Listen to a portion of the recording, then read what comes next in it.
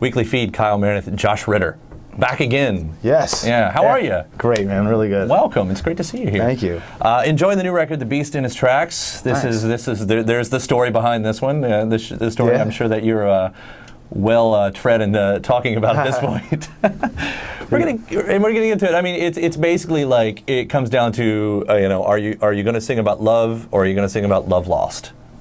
It's the classic songwriter dilemma. Yeah, right. Well, and that's one of the things, though, because as a songwriter, I mean, the love song is the most classic pop song, one way or the other. And while you've written types of love song, I mean, as it's been told, this is the first time where it's your love song. Well, I think that love. I think the reason why love songs are so, this huge kind of bubble of songs, huge cloud of topic of a love song is because it's a story, and stories are the reason for songs, and when love gets lost, that's a story, and when love gets found, it's another story, but I've never, and so I've always enjoyed, I've always enjoyed writing those songs, mostly because I enjoyed writing stories, but I never really, I never claimed them ever as my own because I don't really believe in autobiography in song. I think that so many people do it. I think it's way overdone. I think it's often done really badly, and I also don't want to hear someone talk about themselves all the time. Sure. So I was talked smack about it, and then my divorce came, and I realized that there was nothing else for me to write about. I had to write about it. Well, I mean, it's got to come around there eventually. If you're writing so many records, something like that's going to happen, whether it's that or whatever it is, something personal is going to happen. Yeah. And I heard you say once that what you'd like to take away from this is not people looking at you, but to connect in their own. In their own scenarios or whatever it is. Yeah. And I guess that's really been the interesting thing about it because all of us have been there. Yeah. We've all had our heart broken. And to get on this, it's like, sure, there's the star quality of it. This is Josh Ritter. We put Josh Ritter on a pedestal because he's written these great songs and we've loved him and we're interested in his life. But at the same time, it's like, yeah, but I've done that.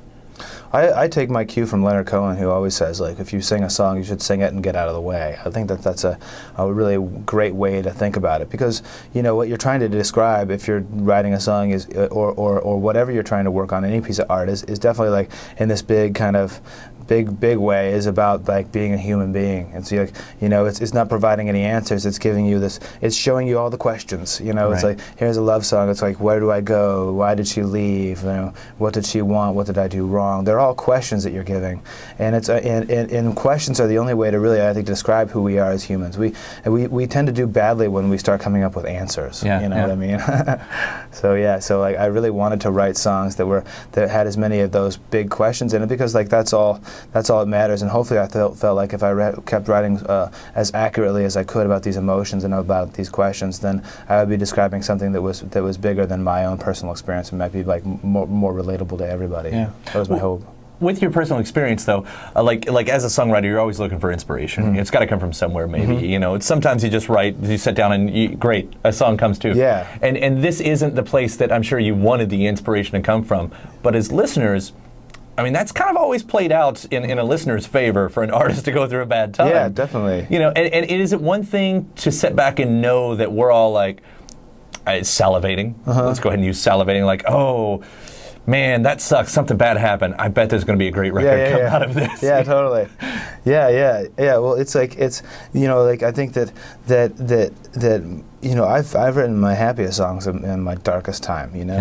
And that's I remember I wrote a song.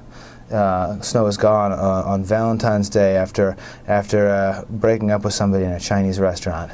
And we broke up and we didn't even have dessert, And I went home, but I wrote that song and I felt really good, those things that happen, they happen when they do because we're suddenly kind of blasted open and the kind of the little birds that can fly through the window, and find you, those moments when you don't have all your armor on, and I think those are things that everybody has. It's just that when you're writing or you're creating something, it's illustrated, But everybody, I think, has those moments of unguardedness when something.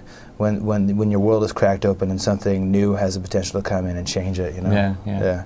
That whole "we didn't even have our dessert" I think is the saddest part of that story. I know. You know? Actually, that's a great part of the meal right there. It came with the meal too. Like the guy chased us down the street for it, so that's not awkward at all at that point. It turned horrible. I know this record, is kind of looked at as your divorce record, which I guess isn't fair because it is much of what made this record is what happened after that.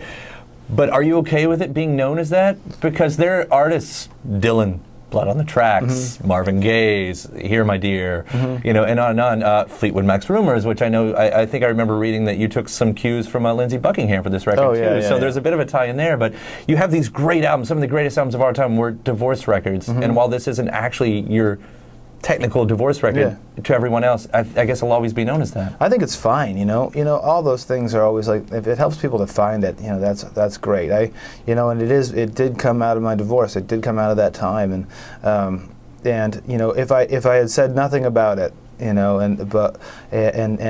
just written the record and put it there, it would have maybe it would have gone without notice that way. But I really feel that this was a thing that happened to me, and like it was worth it to me to tell the story about why, because I felt like I came through all that stuff, and I worked really hard on the record in a way that I hadn't before.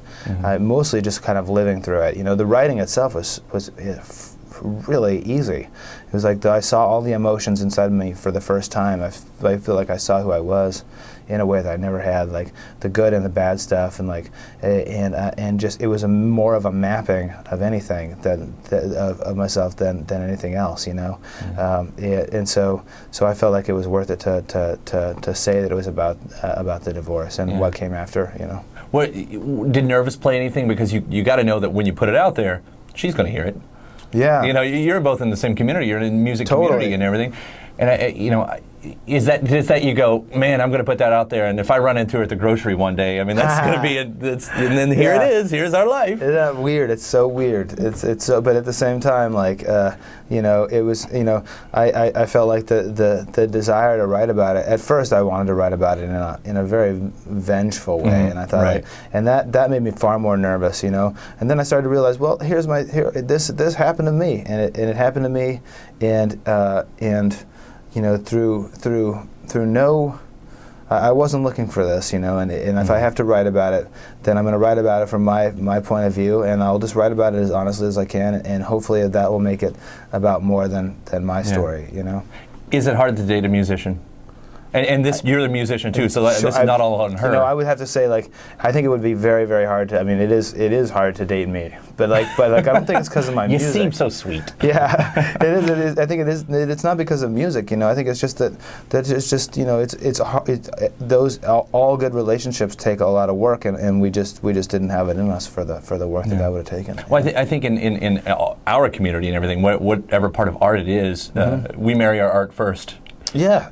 And I guess the other person has to realize that, right? Well, I think that there are you make a realization that the person that you're with, there is something that is very large that is a part of them that if you are to block it off or try to restrain it, is going to end up breaking the dam that kind of holds you guys together, and that's the thing is I'm so lucky now to be with somebody who sees my music not as being something that I do for fun all the time, but because I impulsively and compulsively do it, and that if I were to not be able to perform, if I were not be able to write, then it would not only it would destroy me. Sure. And she loves me for that, and tries to make it possible, as I do with her.